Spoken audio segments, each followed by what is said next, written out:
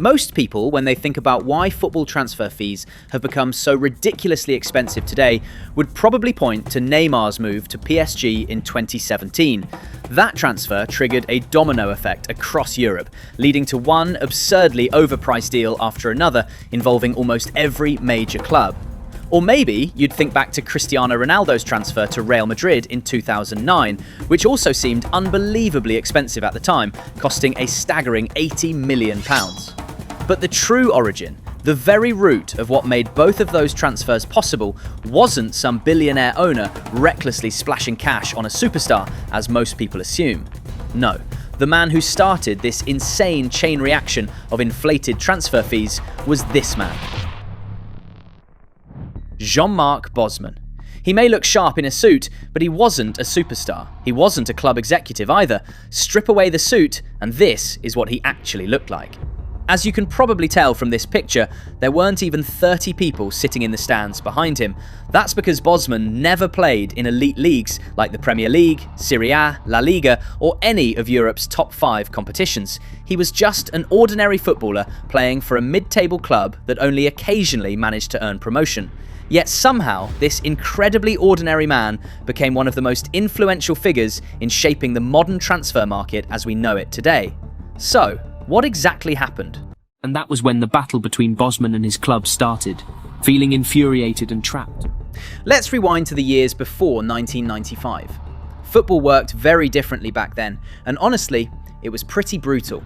To put it simply, clubs essentially acted like slave owners, while players were treated as property. Why do I compare it to slavery?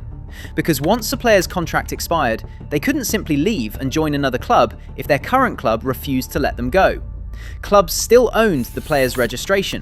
They could demand an outrageous transfer fee from any team interested in signing him, or pressure the player into accepting a brand new contract on miserable wages. And Jean-Marc Bosman found himself trapped in exactly that situation. Born in 1964, Bosman had once captained Belgium's under-21 national team, but at club level, he was nothing more than a hard-working midfielder, an ordinary man making a living in Belgium's domestic league. In 1990, his contract with Belgian club RFC Liège expired. A French club, Dunkirk, wanted to sign him, but Liège basically said, hell no. They demanded a transfer fee of £500,000, an absurd amount of money for a French second division club at the time. What made it even crazier was that Bosman was already out of contract. Naturally, Dunkirk refused what was essentially an insulting demand. So what happened next? RFC Liège banished Bosman to the reserve team and slashed his salary by 75%. At this point, you're probably wondering, hold on, if his contract had already expired, shouldn't he have become a free agent? How could the club still do that? Remember what I said earlier about the relationship between slave owners and slaves? Back then, a player's employment contract and his registration rights were two completely different things. Bosman's contract had expired, but his playing registration still belonged to RFC Liège. As long as Liège refused to release that registration, no club anywhere in the world was allowed to register him to play. Bosman was trapped, and under the rules at the time, clubs had another terrifying privilege. If a player refused to sign a new contract, they could simply freeze him out and force him to survive on the minimum salary. In many ways, football in the early 1990s treated players like a form of contracted slavery. They could dedicate the prime years of their lives to a club, see their contracts expire, and still remain imprisoned by the system. Most players simply accepted it. Bosman didn't. Instead, he took his own club to the European Court of Justice. An unknown footballer decided to challenge one of the most powerful systems in European football. And of course, that courage came with an enormous price. The legal battle lasted 5 years. For 5 years, Bosman was effectively exiled from professional football. Clubs quietly blacklisted him. He couldn't find a team willing to take him. His professional career died during those same 5 years. From captaining Belgium's under-21 side, he eventually found himself playing anonymous matches on islands in the Indian Ocean simply to stay match fit. Financially, the lawsuit destroyed him. To keep fighting, Bosman sold virtually everything he owned before eventually moving back in with his parents and relying on unemployment benefits. Had it not been for free legal support from volunteer lawyers and the players' union FIFPro, he would have gone bankrupt long before the case was over. But that sacrifice sparked an explosion that permanently changed football history. On December 15th, 1995, the court ruled in Bosman's favour. The historic verdict, later known as the Bosman ruling, established one fundamental principle. Players within the European Union were free to join another club once their contracts expired, without any transfer fee whatsoever. At first glance, this sounds like a perfect ending. Justice had finally been served. But while it was justice for Bosman, it became a death sentence for football clubs. And to understand why, we need to travel to Ajax Amsterdam, the club that suffered more than almost anyone else because of the Bosman ruling. Fresh off winning the 1995 Champions League with one of the greatest academy generations football had ever seen, Ajax suddenly became little more than a graveyard waiting to be picked apart. One by one, the golden generation of Dutch football packed their bags and walked away from Amsterdam for absolutely nothing the moment their contracts expired, lured away by Europe's richest clubs. Ajax watched its greatest assets disappear without receiving a single penny in return, permanently pushing the club into the role of a selling club. But the Bosman ruling didn't stop there. It also struck at the very identity of European football by abolishing UEFA's restrictions on foreign players from other EU nations. Almost overnight, wealthy clubs in leagues like the Premier League and Serie A were suddenly free to field an entire starting 11 made up of foreign players. Now, put yourself in the shoes of a club executive back then. Within just a few weeks, the law had changed. The star players you'd spent years developing could now simply pack their bags and leave for free the moment their contracts expired. So how do clubs defend themselves? Money. Lots and lots of money.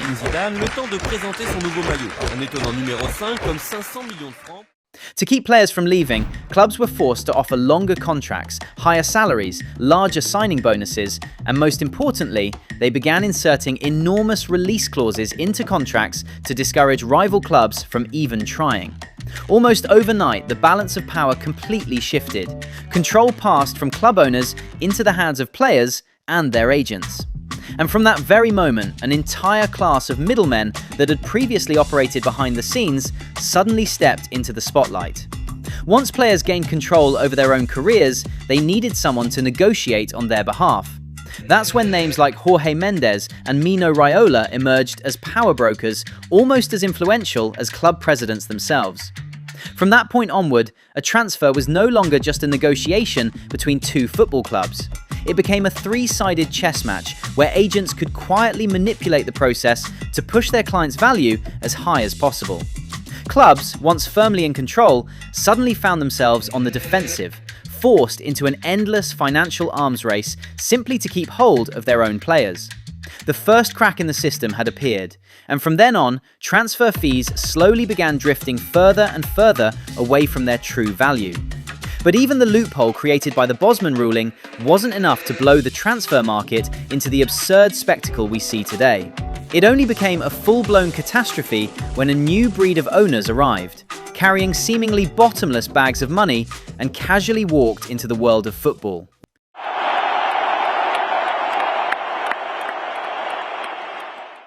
As we move into the early 2000s, football had already become commercialized, but it still operated under a fairly natural economic principle: you spent what you earned. The biggest clubs in the world, Manchester United, Real Madrid, Bayern Munich, were built on self-sustaining business models. They sold more tickets, sold more shirts, secured bigger sponsorship deals, and that generated the money they used to buy great players.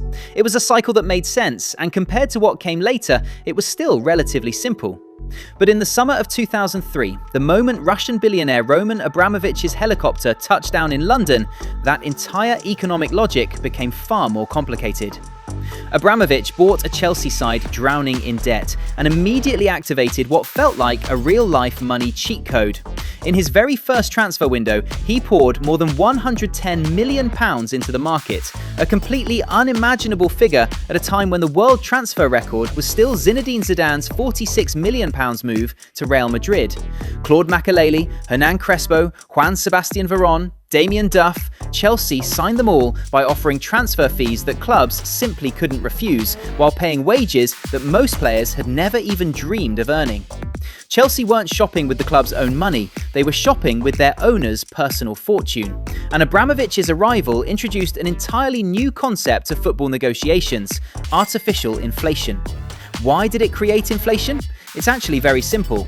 Imagine you're selling your house for $1 billion. Then you discover that the buyer who just walked through your front door has won a lottery worth $1 trillion, and he's desperate to buy your property. What would you do?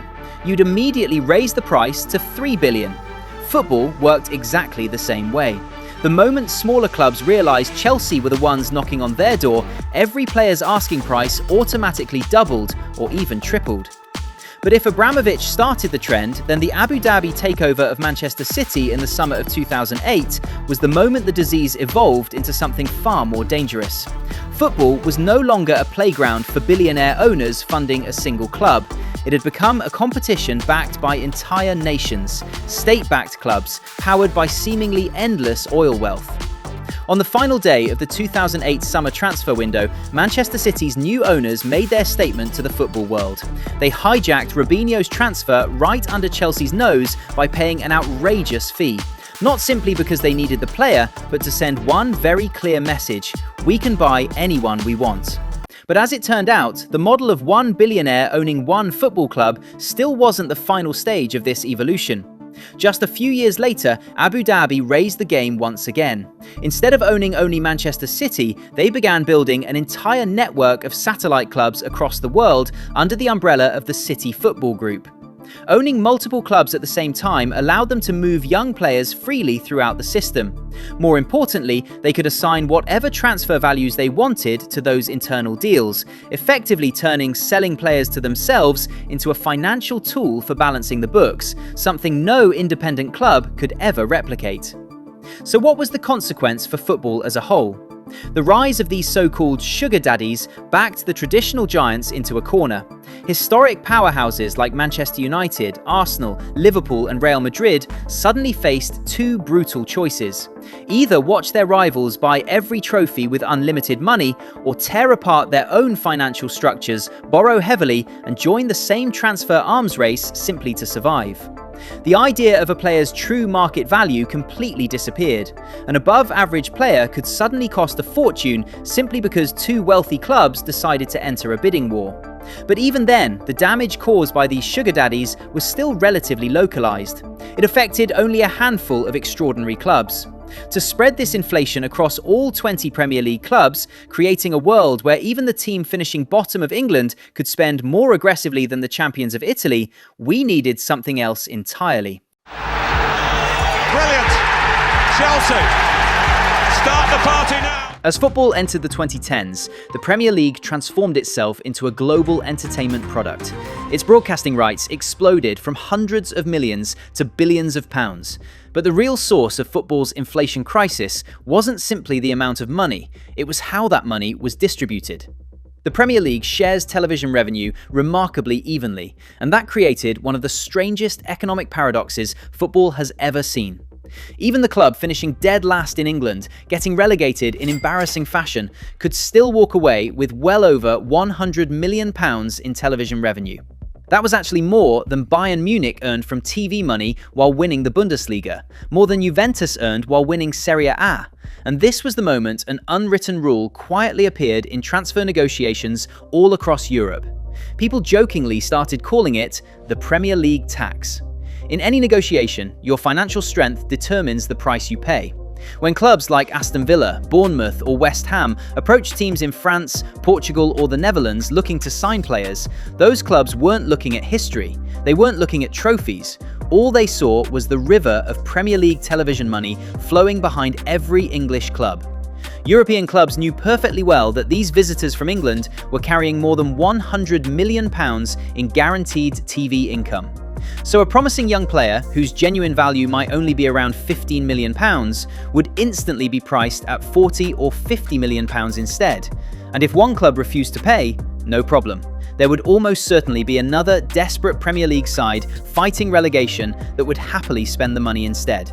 Almost overnight, the rest of Europe became one giant supply chain for English football, developing players only to sell them to Premier League clubs at massively inflated prices.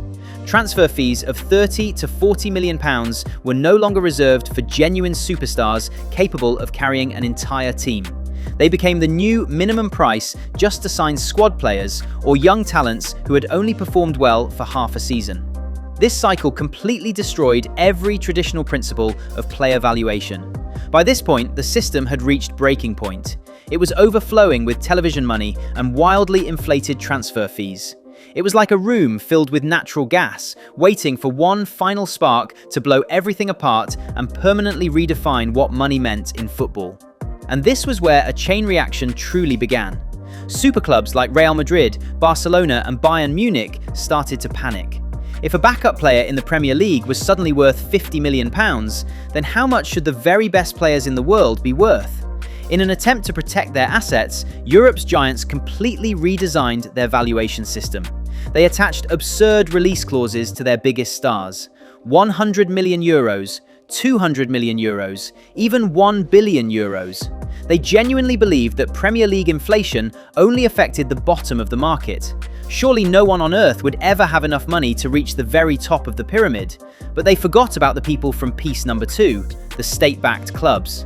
The Premier League had already filled the room with gas. Now all it needed was a single spark from oil money to ignite the explosion. And that spark was Neymar.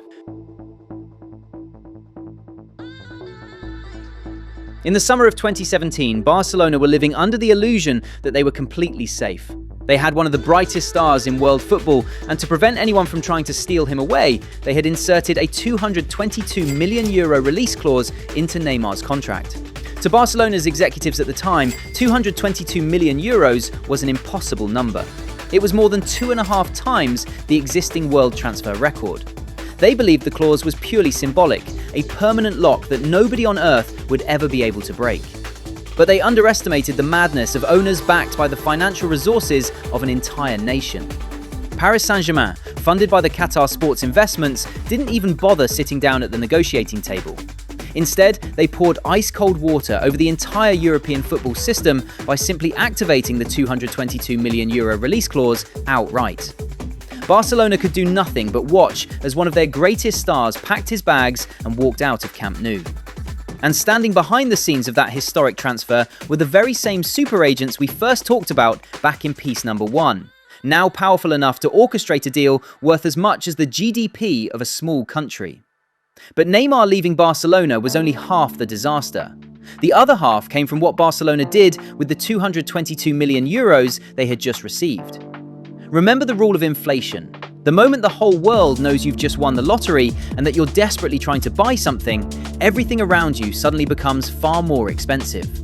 Barcelona arrived at Borussia Dortmund's doorstep looking for Neymar's replacement, Ousmane Dembele. Before the Neymar transfer, Dembele was probably worth somewhere around €40 to €50 million. But Dortmund smiled and basically said, "We know you've got the money now, €105 million or walk away." And Barcelona took the bait. A few months later, they knocked on Liverpool's door in pursuit of Philippe Coutinho. Liverpool saw Barcelona's desperation just as clearly and responded with another astonishing demand, €160 million including add-ons. And once again, Barcelona paid it. And boom, from that very moment, the entire reference point for the global transfer market collapsed. The Neymar transfer created an entirely new pricing system. Before 2017, €100 million was considered sacred territory. It was a number reserved only for the very best footballers on the planet, players capable of winning the Ballon d'Or. But after Neymar, after Dembele, after Coutinho, clubs across Europe suddenly realized something. Wait a minute, apparently €100 million only buys you a very good player now. Or maybe just a talented youngster with huge potential. And that perfectly explains the absurd transfer fees we see today. It explains how Manchester United ended up paying around €100 million for Antony. It explains why Chelsea threw around €100 million to sign Mykhailo Mudryk. And even when those signings don't turn into flops, Europe's biggest clubs now throw around €100 million transfers as casually as someone picking up a few groceries at the supermarket. They're no longer paying that kind of money because that's the player's current level. They're paying it because the baseline price of the market has been pushed ridiculously high. In reality, 100 million euros today has roughly the same purchasing power that 40 million euros had yesterday. Football has become a ruthless stock market, where players are valued not only by their performances, but also by financial leverage, media pressure, and the sheer desperation of football clubs. But once that baseline price became so inflated, another problem crashed down on Europe's elite. How do you keep spending enormous amounts of money in a market this expensive without having the financial regulators come knocking at your door?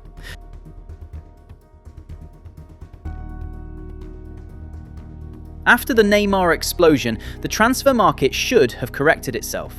Because standing behind every club in European football was UEFA, enforcing financial fair play, introduced in 2011 with one simple objective. A football club shouldn't be allowed to spend more money than it earns. Over a rolling 3-year period, clubs were only permitted to record losses up to a limited threshold. On paper, it sounded like the perfect safeguard, a wall designed to stop football's financial madness.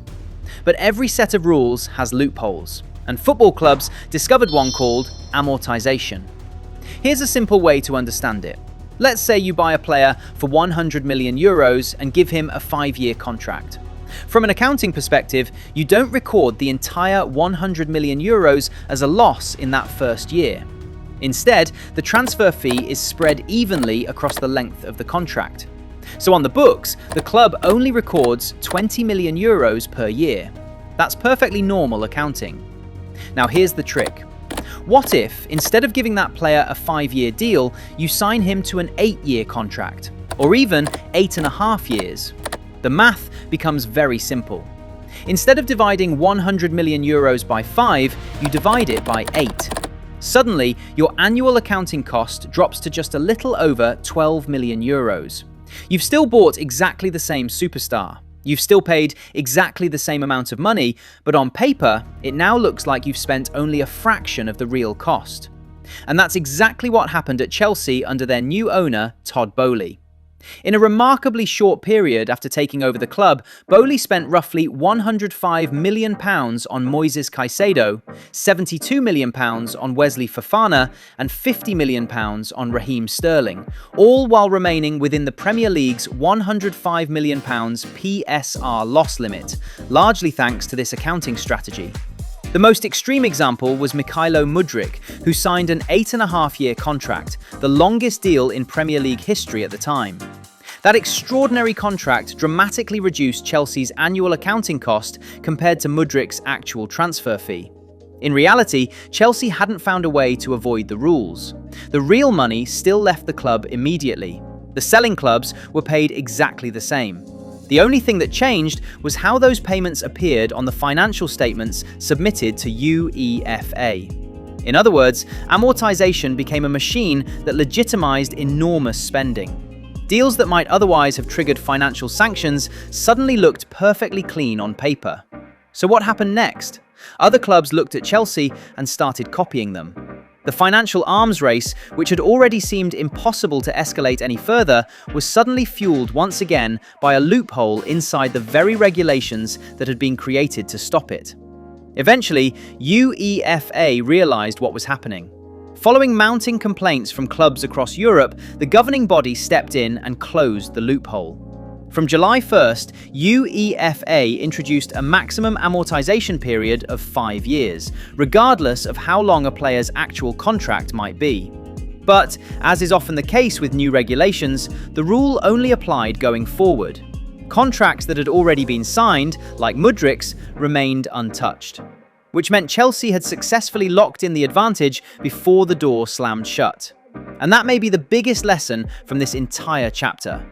The very regulations designed to control inflation ultimately became the mechanism that allowed inflation to survive, wrapped inside a perfectly legal accounting system. But no matter how creative clubs became with financial engineering, they were still trapped inside UEFA's regulatory cage. At this point, football resembled a giant chessboard where everyone was trying to bend the rules. But what happens when an entirely different set of rules enters the game? While Europe was busy arguing over financial statements and accounting reports, a new storm was gathering in the Middle East.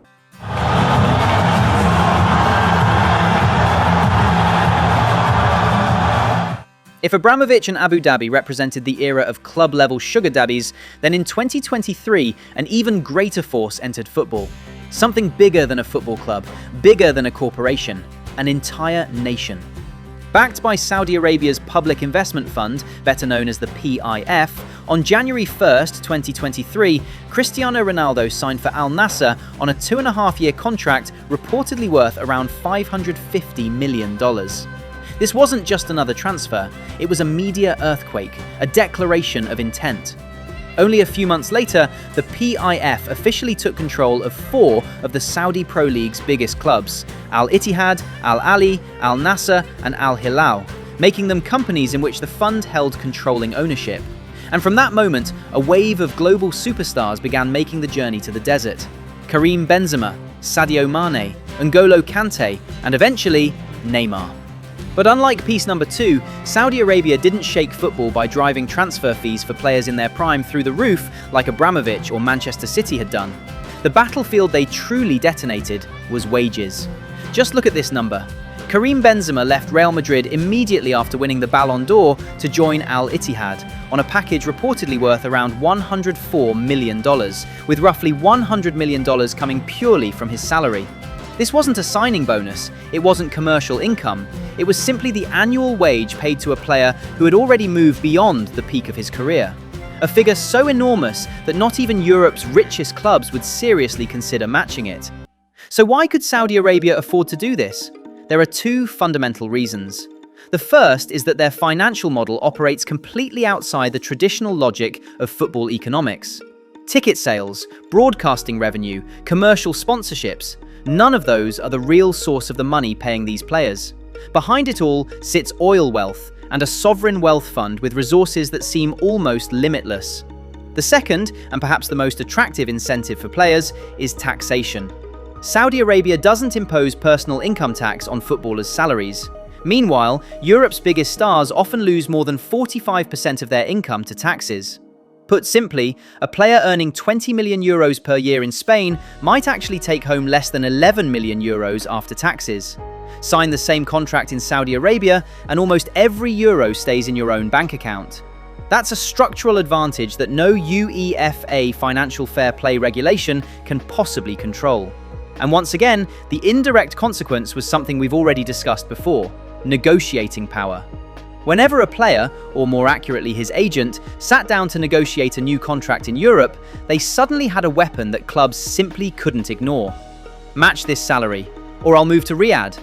European clubs, already constrained by financial fair play regulations, found themselves forced to raise their own wage ceilings simply to keep their biggest stars. Even in cases where those players had no genuine intention of leaving. But unlike the previous pieces of this puzzle, the Saudi story isn't an endless upward curve.